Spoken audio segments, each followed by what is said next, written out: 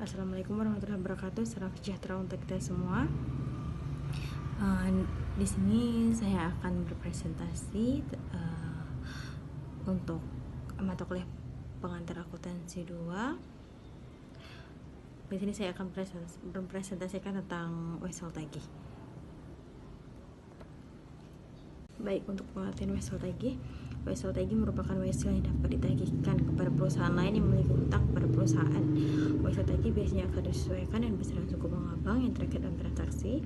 Wesel tagih juga disebut sebagai piutang wesel. Piutang wesel juga bisa disebut sebagai wesel tagih, promise, dan promissory notes atau notes receivable. Wesel tagih dapat berasal dari penjualan, pembayaran, ataupun transaksi lainnya. Untuk berdasarkan pembuahan dan bunganya, wesel tagih dibagi menjadi dua macam, yaitu wesel tagih berbunga dan wesel tagih tanpa bunga.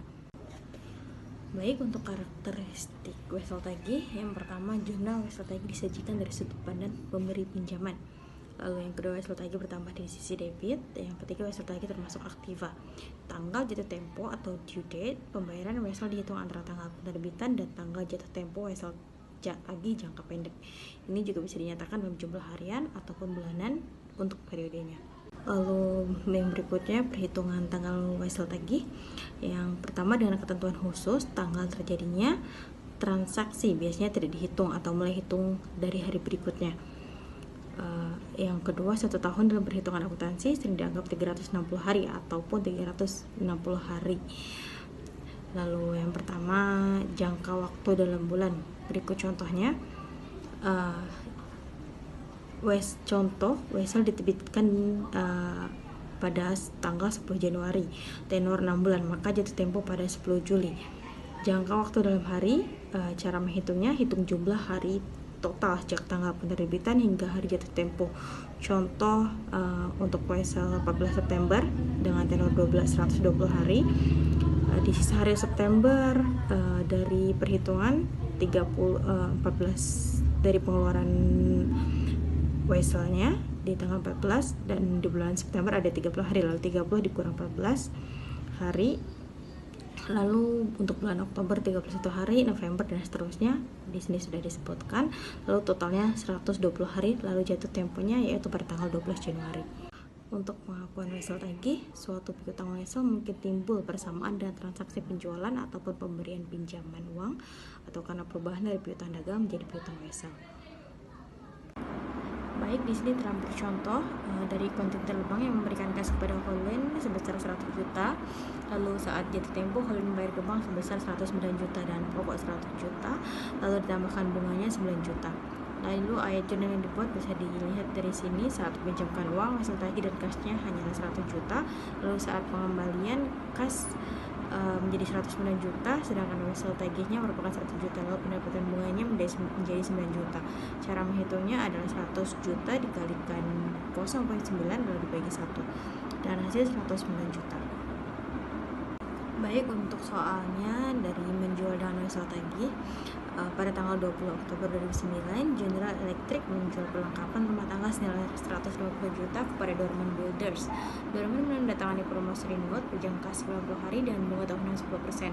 Ayat jurnal yang dibuat General Electric untuk mencatat penjualan dan penagihan dari Dorman adalah untuk pencatatan penjualan dan penagihan dari Dorman bisa digunakan rumus pendapatan bunga dikalikan dengan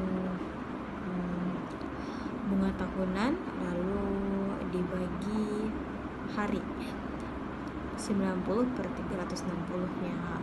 Dan bisa dilihat dari saat melakukan penjualan, wesel tagih dan pendapatan penjualan hanya 150 juta. Lalu pada saat tanggal 18 Januari bisa digunakan rumus yang sudah saya sebutkan tadi, lalu dikalikan 150 juta dikali 0,10 lalu dikali 90 dibagi 360, yaitu saat pengembalian kasnya menjadi 153.750.000 dengan wesel tagih 150 juta, lalu pendapatan bunganya hanya 3.750.000. Untuk penilaian piutang, piutang WSL yang jangka waktu pembayaran atau jatuh temponya kurang dari 1 tahun akan dicatat dalam aktiva lancar, dan piutang WSL yang berjangka pada waktu lebih dari 1 tahun dianggap sebagai piutang jangka panjang. Piutang WSL dinilai berdasarkan jumlah yang diharapkan dapat ditagih atau net realizable value, dan pada prinsipnya sama dengan piutang dagang. Lalu WSL tagih jangka pendek dicatat dan dilaporkan pada nilai bersih yang dapat direalisasi, yakni pada jumlah nominalnya dikurangi semua penyisihan yang diperlukan.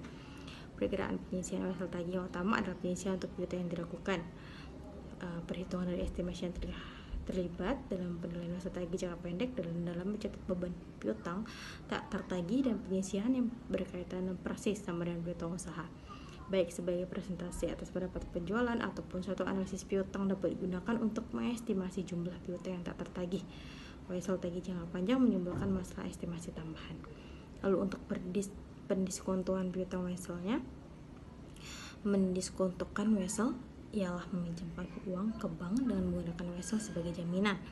Bank akan memberikan pinjaman tetapi dikurangi dengan bunga yang diperhitungkan selama jangka waktu diskonto. Bunga yang diperhitungkan ini disebut juga diskonto. Untuk syarat perdiskontoan WSL ini yaitu jika membuat WSL tidak melunasi WSL-nya pada tanggal jatuh temponya, maka pihak yang mendiskontokan bertanggung jawab untuk melunasi WSL tersebut. Lalu untuk bunga atau diskonto, WSL dihitung dengan cara sebagai berikut. Bunga atau diskonto sama dengan nilai jatuh tempo dikali tarif diskonto dikali periode diskonto. Untuk contoh, WSL dengan nominal 5 juta rupiah dengan jangka waktu 2 bulan tertanggal 1 Maret 1991 didiskontokan pada tanggal 26 Maret dengan diskonto 10%. Lalu periode diskontonya dihitung sebagai berikut. Dari tanggal 26 sampai 31 Maret terdapat 5 hari, lalu di bulan April terdapat 30 hari, lalu di bulan Mei atau di tanggal jatuh temponya hanya terdapat 1 hari. Lalu periode diskontonya ditambahkan semuanya menjadi 36 hari. Lalu untuk perhitungan diskontoan WSL, untuk WSL yang tidak berbunga, jumlah uang yang diterima pada tanggal 26 Maret 1991 adalah di nilai jatuh tempo WSL yaitu 5 juta. Lalu untuk diskontonya nominal dikalikan diskonto lalu dikalikan hari per tahun dengan hasil 50.000. Lalu uang yang diterima ya dibagi 4.950.000. Lalu jurnal dibuat pihak yang mendiskontokan WSL untuk mencatat pendiskontoan WSL tersebut, yaitu untuk kasnya 4.500.000, lalu biaya bunganya 50.000, piutang WSL-nya 5 juta rupiah untuk piutang WSL yang didiskontokan. Untuk WSL berbunga, misalnya pada kasus yang di atas, WSL-nya berbunga sebesar 12% setahun dan didiskontokan dan diskonto sebesar 10% per tahun. Lalu jumlah yang diterima pada tanggal 26 Maret 1991 adalah untuk nilai nominal WSL-nya 5 juta, lalu untuk bunganya 12% dikalikan 2 dibagi 12 lalu dikalikan lagi 5 juta dengan hasil 100.000. Lalu ditambahkan 5 juta, jadi nilai jatuh tempo WSL-nya 5.100.000.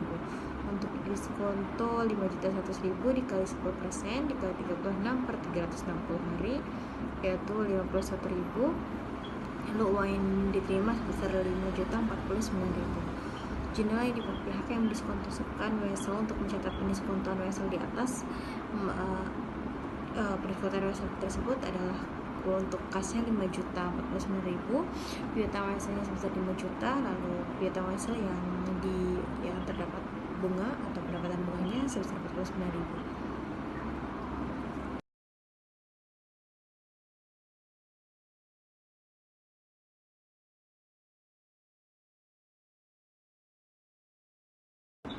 Baik, berikut terdapat lagi contoh untuk penyajian piutang WSL di laporan keuangan dari PT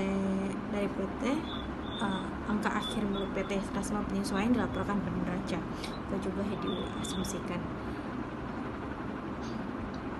Di sini kasusnya contoh soal dan penyelesaiannya, yaitu soalnya bisa dibaca di sini. Untuk penyelesaiannya sama dengan yang saya jelaskan tadi untuk rumusnya dari strategi yang tidak berbunga maupun strategi yang berbunga. Baik, itu saja yang dapat saya jelaskan dan sampaikan untuk materi ini. Terima kasih untuk perhatiannya dan mohon maaf untuk kesalahan kata ataupun kesalahan penjelasan yang tidak saya sadari atau kurang bisa dimengerti. Assalamualaikum warahmatullahi wabarakatuh.